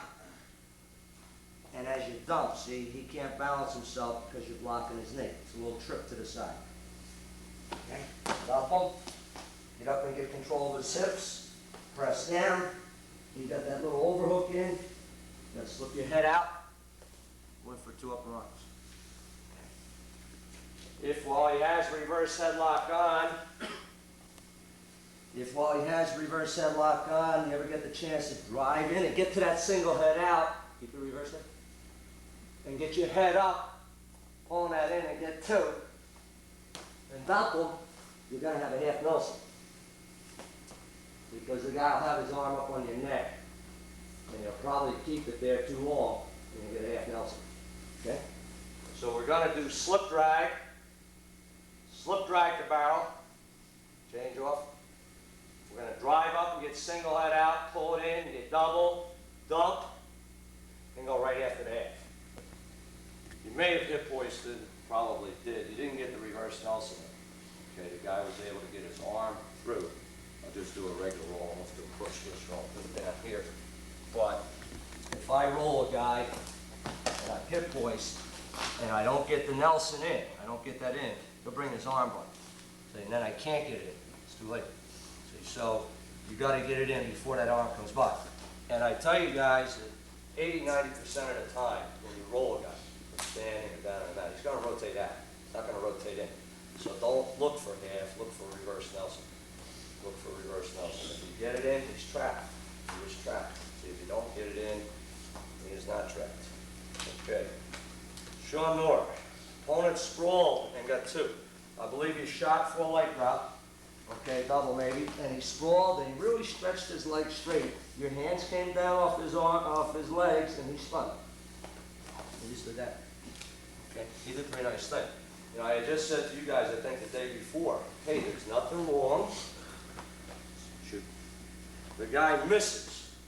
If he fails to get a hand up onto a leg, there's nothing wrong with going in behind him and getting 2 points.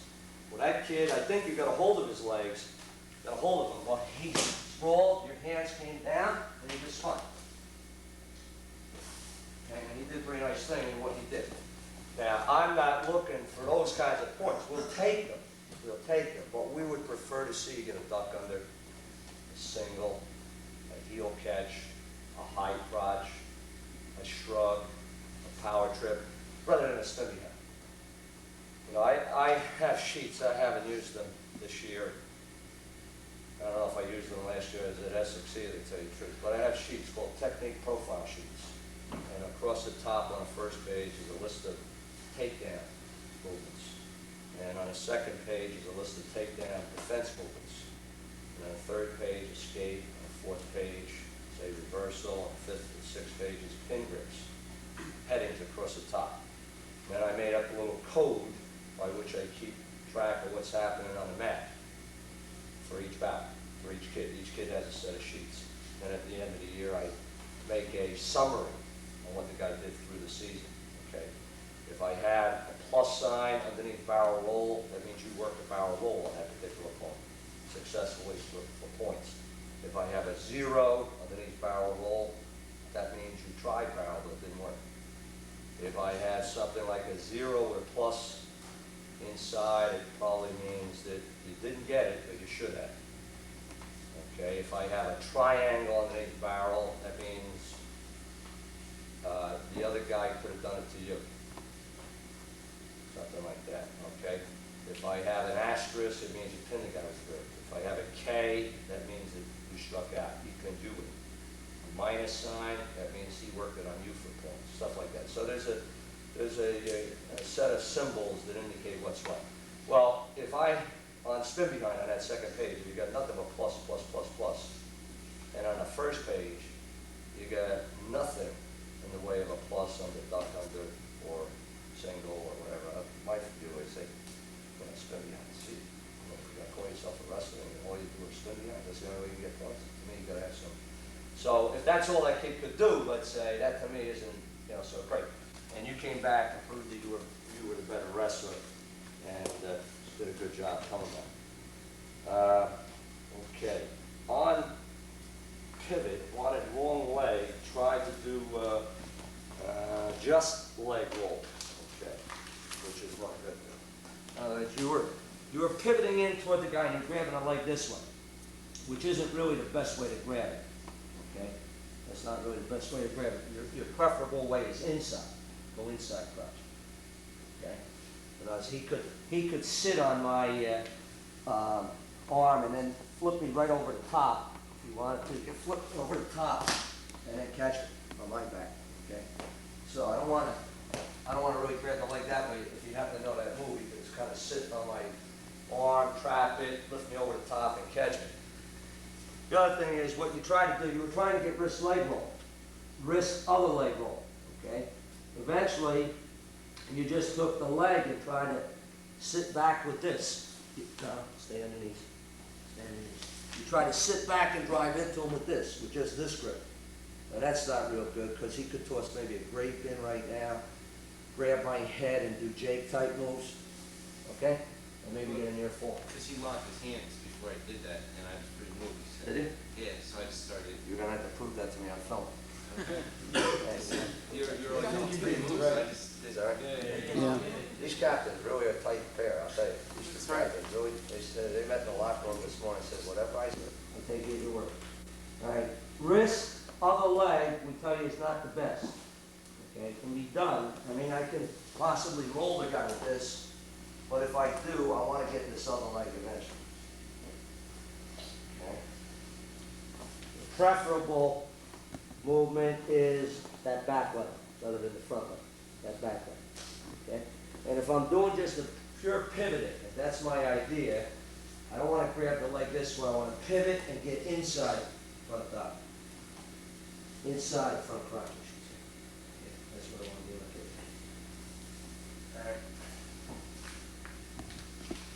Still Sean Moore. Stay behind riding, I put somewhere when you're watching film, you find yourself and just caught out in front of you, caught out in front. So you want to stay behind when you're riding.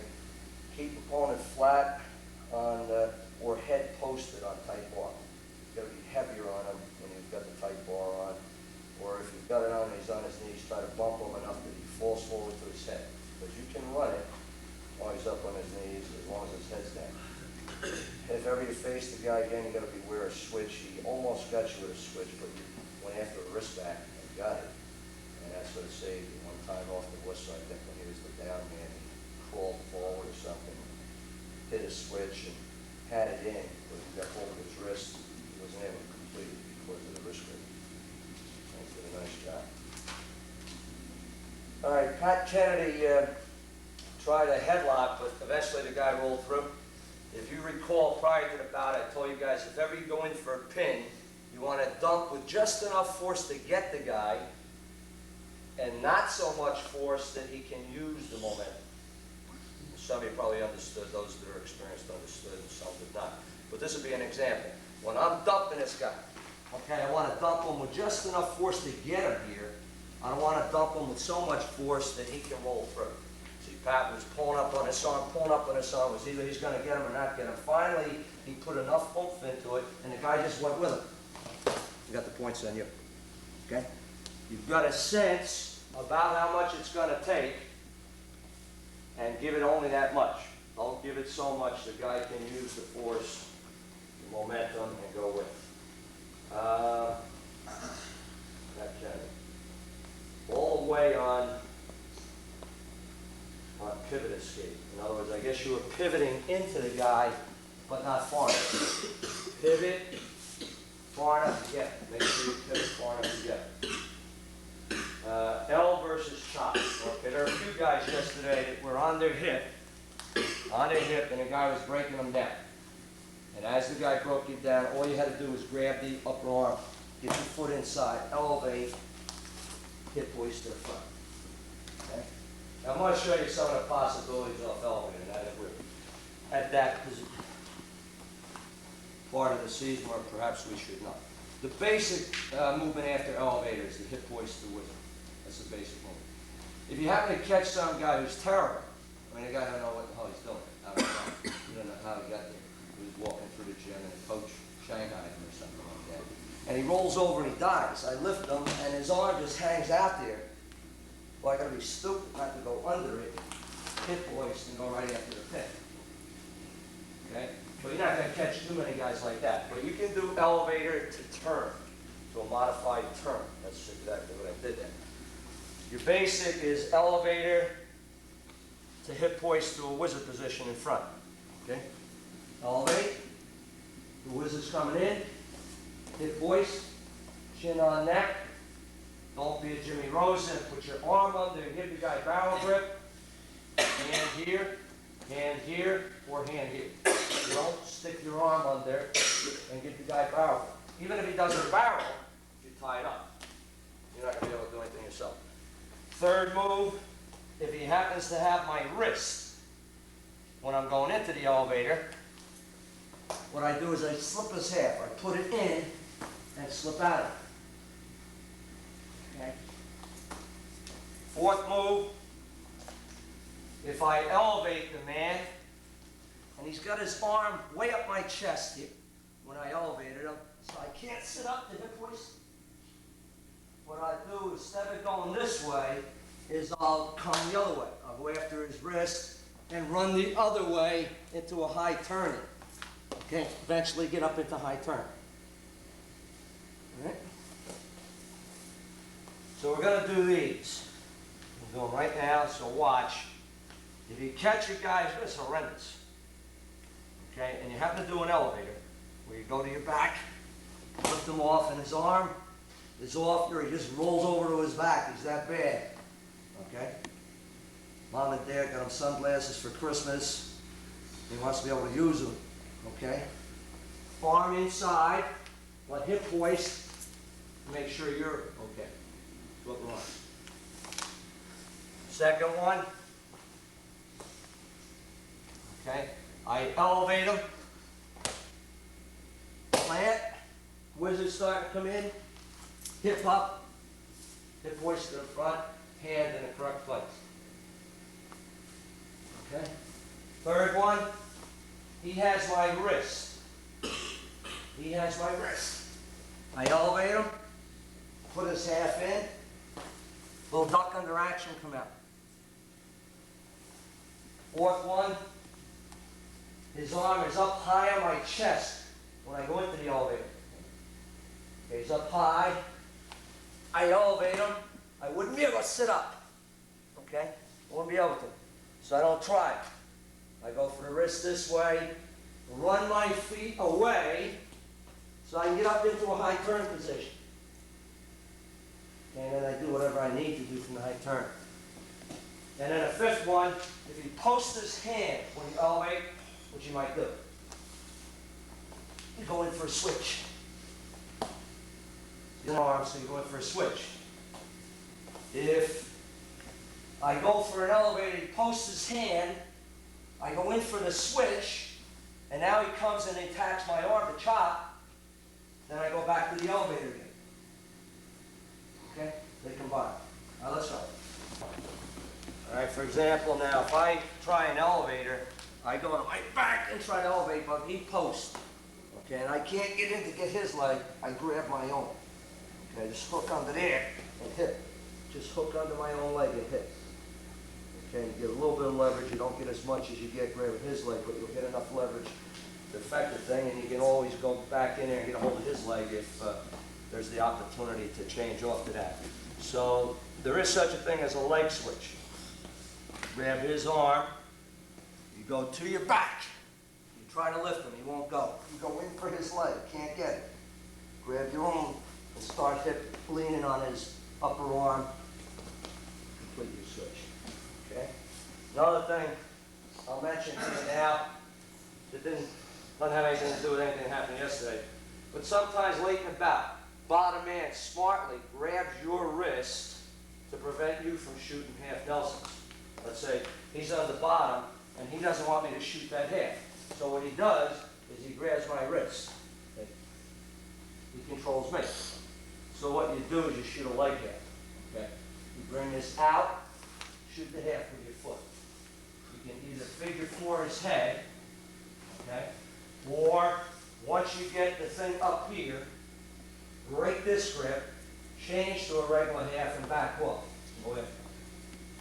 Okay? You can even, of course, when you break this, you can overhook and change to inverted reverse center.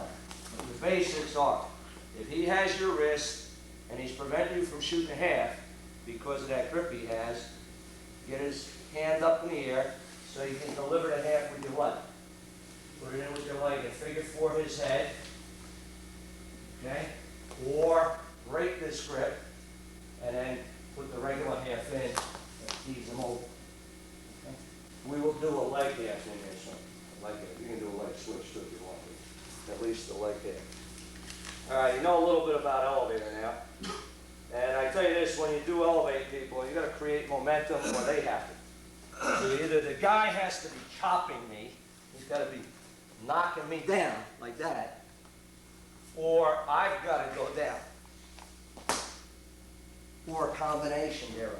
He's chopping and I'm going. Okay, it has to be momentum.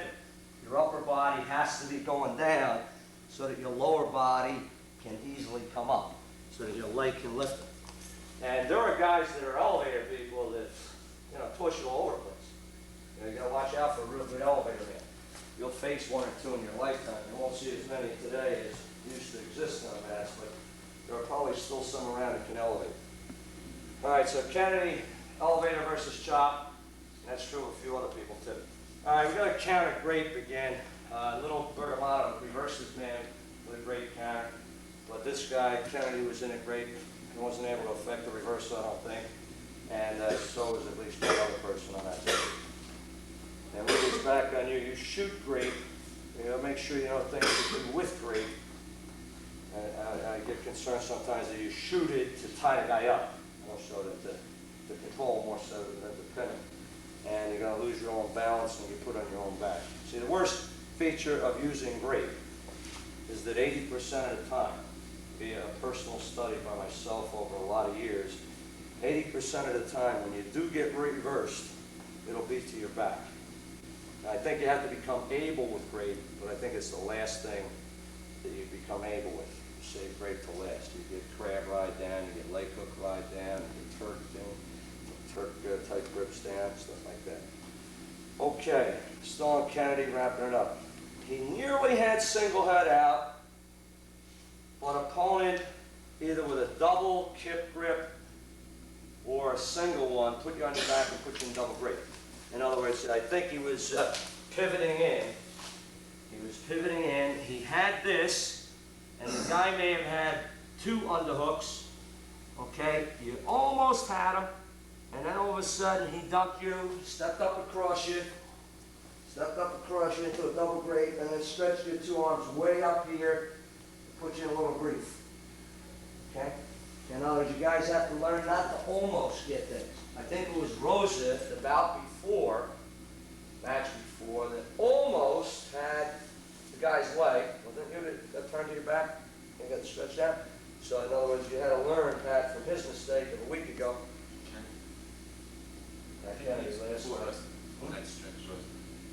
Rosa, a week ago, or the match before last night, yesterday afternoon, Rosa was like this, gonna get a double. He's about to get a double up on your feet. He's about to get a double. He never got to the legs. And I went over this. He never quite got to the legs, and the guy turned him and put him down on his back. Had him like this in pain. And now Pat Kennedy got similarly dumped to his back. The guy stepped across and double braked him and put him in worse pain because you got your arms up there in almost an arm jack position. Okay? And I said to Pat Kennedy after he came off, because he was hurting a little bit, this is why I tell you guys to loosen up real good. Stretch out real good, because you never know what position your body's going to get put in at. You know, he got caught in a position where he was really being stretched, and if he hadn't loosened up those muscles, warmed them, and then loosened them sufficiently, he could have gotten really hurt. And double break is devastating. Double break is something you don't want to get caught in. And I think if you watch the film, you're going to find as soon as you went to your back, you stopped. Can't stop when you get your back, man. It's time to move. It's time to move. Bridge, rotate, bridge and rotate, slip a hand through. Don't let him catch me. Okay. Halpin. Halpin was deep on a double, and I put down you blew it in the sense that you were deep enough, you should have gotten the points when you watched the film. You're chasing the guy all over the place with your double and not able to complete. You got to make sure you go through your double leg drop completions. Did a limp arm, never got the points. Did a limp arm against this wizard, and I think the guy caught your arm on the way out. You never got the points. You know what I mean by catch on? Okay. You got headlock pan. Okay, the guy hit you with a headlock pan. He was out, you were out in front of him, but he's up and you must have raised up like coaches, and the guy hit you with a pancake. Okay? Knees spread, head up only but so much. Don't bring it up so high that you're open for it. You sense it coming, do a little duck under. Duck under it as it comes. Okay, don't let the guy get you. You try to lateral drop, I believe, with a double kick. You had a double underhook, and you try to lateral drop. I don't have a grip to toss it. You don't have an overhook on one side. It's over, under, okay?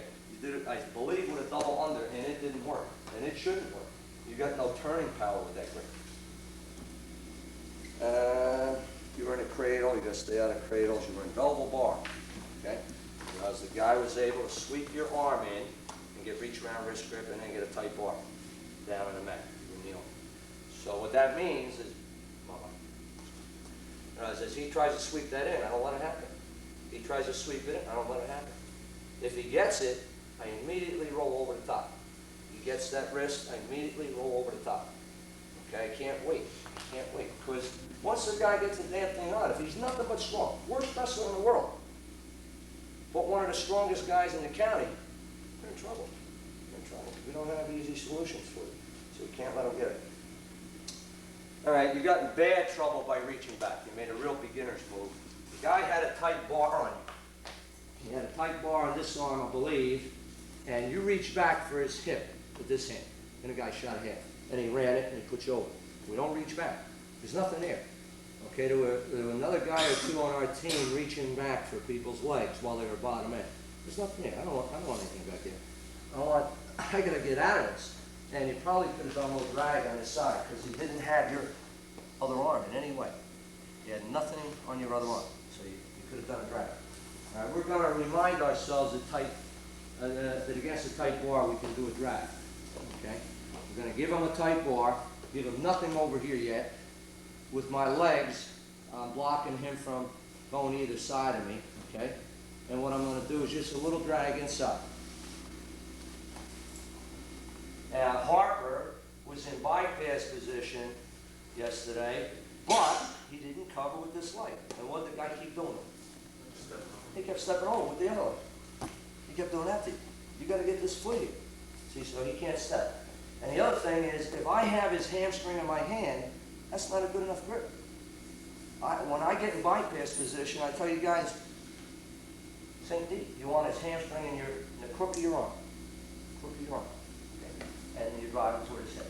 See, so make sure you cover here to block the step across. So again, he's got a tight bar, but he's straddling a leg. Okay? He's not off to the side. Get off to the side. Off to the side, I'm going to try this. I'll put myself on my back. Okay? If he's where I can block one leg from coming around, so he can't come around to his left. Okay? As I start inside, see, I blocked him off. He can't come to his left.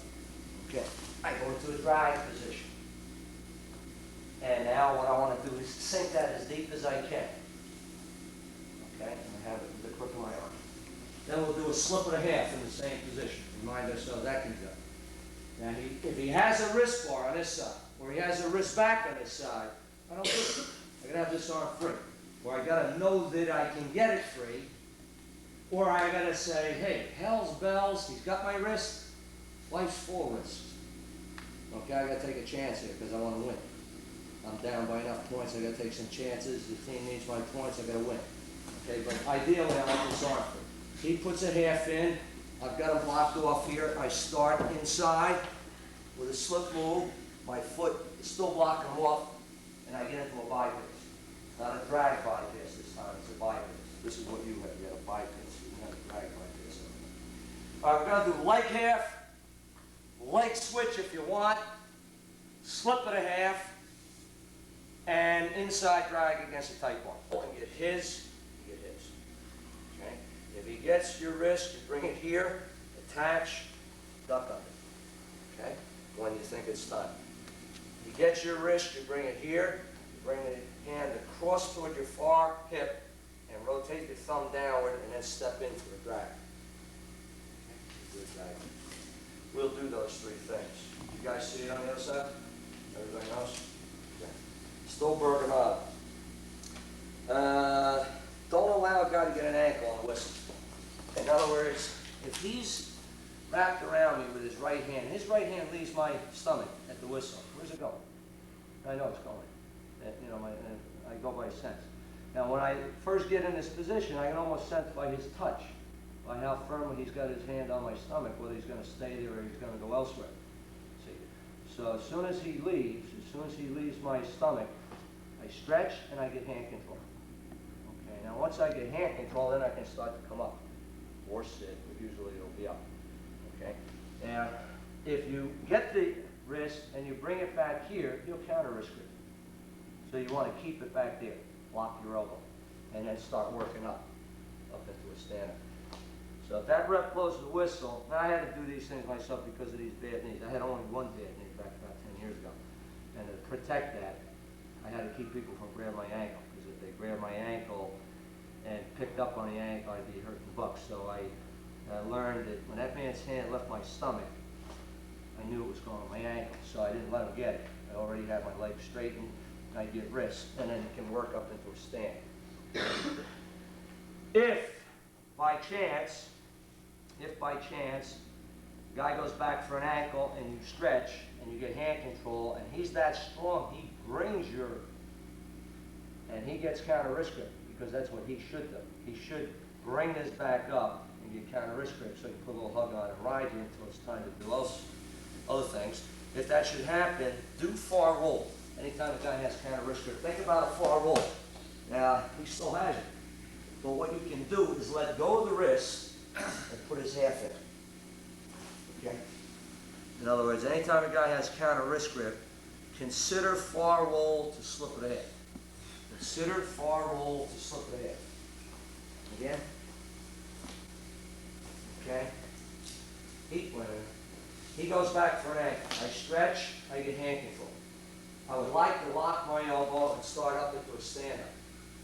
Okay? If I can't do that because he's that strong, he brings my arm back up toward my waist and he gets counter wrist grip, then I think about doing a far roll.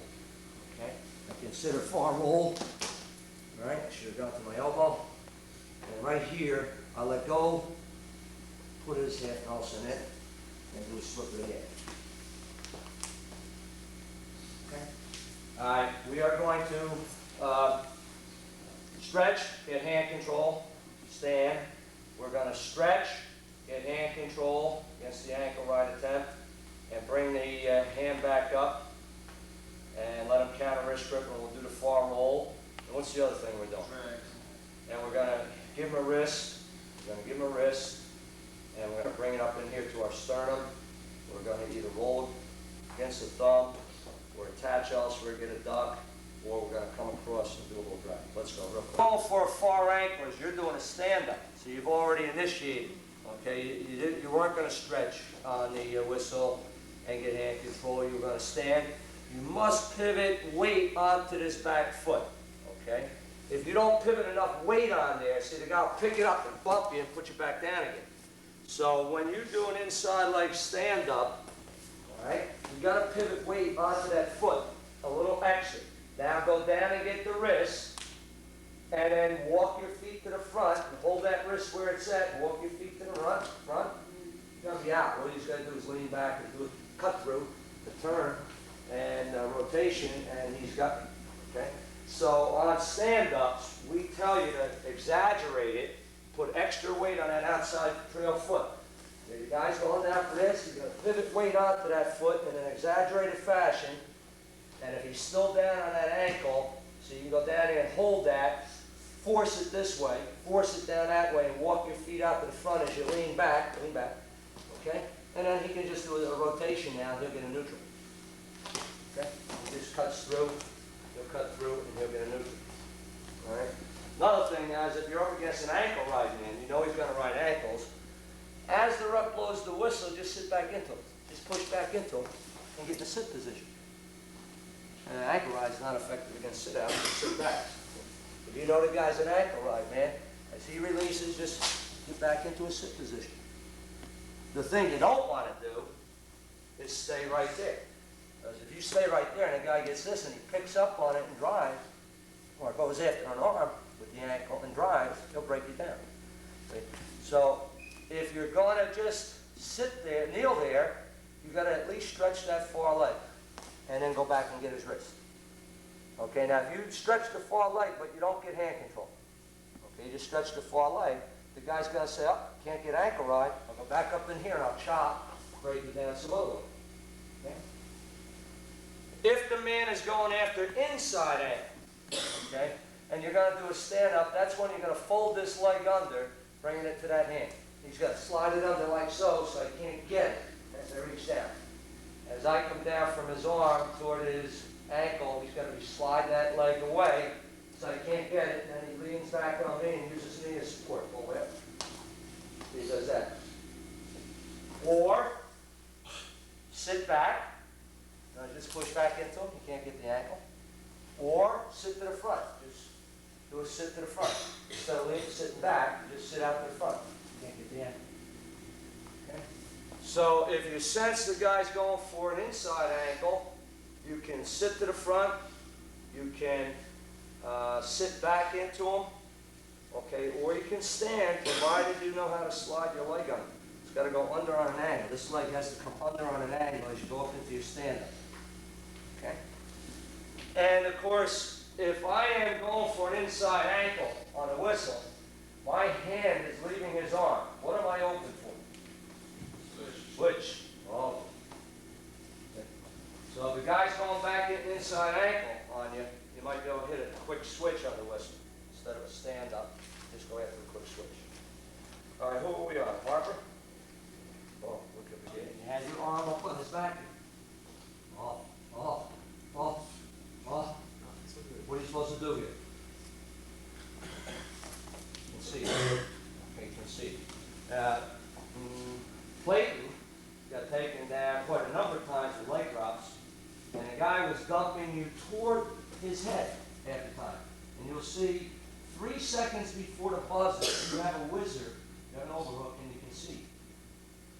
3 seconds before the buzzer, fight the guy, fight the guy. Don't give it to him. Come to your base and use the whizzer. Fight him. Don't give him takedown points just before a buzzer.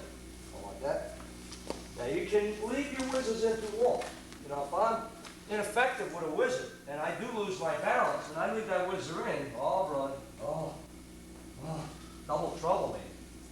Oh, sad. Okay? Or I can get dumped like Bergamatto got dumped. Okay? And I can leave my arm up on his back. That's not a whizzer. You leave my arm up on his back, and in comes the head. Up, sit, stand up. So what I want to do, elbow in here, don't give it to him. Don't give him the half Nelson. Never take into your back. Take him down, maybe, but never to your back. Not if you can help. All right, Bergamatto stood, and he was about to get a neutral. And he turned, but what did the guy put on him? Body line. Because you didn't get your hips back enough. You gotta get your hips back. You gotta burst that set of hips of yours back so you don't have the guy get you. And if the guy gets you, you gotta be ready to do a suplex. Okay, you gotta be ready to step again between, and use the leg to elevate as you arch back and turn. Okay? I don't want any suplex in the room. You can dummy them. You can dummy them, but I don't want it in the room. Are they legal? They're legal. Yeah. They are legal. What's illegal is a backwards suplex. Oh, you go this way. Okay. I can't do an arch back from here. And the reason why that was illegal is because he doesn't know exactly when he's going to land. And he's in a state of fright the whole time he's in the air. Okay? He doesn't know exactly when he's going to land, so he could break his neck. It's like walking downstairs in the dark and you miss a step. You didn't know when you were going to land. So, and then, you know, you get frightened that little bit. Well, this is even more frightening. So it is illegal. Okay? I'm not allowed to do that. In freestyle, they can do it, where they have the body locked and they do a lift and an arch back and bring you over. Okay? But you can do we called this souffle for years. Then somebody told me it's really a salto, and more recently somebody said it's really a souffle. So I'm back to the word souffle. Whatever the hell it is, okay? It's a double overhook, okay? You step in between his feet, step between between, step in between with the other one, do an arch back, and you're gonna elevate with your foot as you go. And you try to turn him and land more head and shoulder. Don't go straight back on your head. You arch and land head and shoulder as you turn. Once you get him on his back, if I had better legs, I would do this right now. Once you get him on his back, you hold the suplex grip. You hold that grip. If you change off at all, it'll be to a headlock. Once you get him on his back, okay? You will change off to a headlock. We will do a suplex. We'll have you do a suplex. Now, I want you to do it, and the man that's having it done to him, don't put your hands in. That's how you dislocate an elbow. Keep your two hands on the man's back. Okay? In other words, here was Bergamasco, okay? If ever you whirl over the top and you face the guy and you get lateral drop grip, see, and he's driving into you, and I think this is what happened about before against Benedict's. Now if the guy's driving in, I hit a standing pancake. That's what a lateral drop is, okay? I step in front of that foot, step between his feet, just fall backwards and pancake, okay? But yesterday, what happened is you turned, and the guy took a body lock, if he didn't have it already, and what you want to do is this. You could try headlocks, but usually the guy's body lock is so tight you can't turn to get your hips through to throw him with a headlock, so you have to take a double overhook, and sometimes you use it just as a threat. See, once the guy feels this come on, he senses, uh-oh, this guy knows a little bit of what he's doing. You want to step between his feet, step between his feet again. You're going to arch back, turn as you go. Okay, you're going to fall back in an arching fashion, turn as you go, and do a little elevator with your right foot. You want to land not on your head, but more over toward your shoulder, and then you're going to get the suplex grip once you get him on the mat. If you change to anything, it's going to be to a headlock. Okay? What else are we doing besides suplex? What else did we just have? Anything? What is it? Grape counters we're still to do. All right, let's do grape counters. It's still morning. It's still morning. My coaching staff gets paid triple time in the afternoon. So they want to stay. You could tell just looking at my staff that they want to be here for a good while. It's still morning, I was told. All right, man gets a grape in. First of all, I'm not supposed to let him get it in. Okay, you guys got to learn to block grapes. He tries to get a grape in, you get your elbow back to your ribs. You can either grab it that way and face, or you can grab it this way and shed.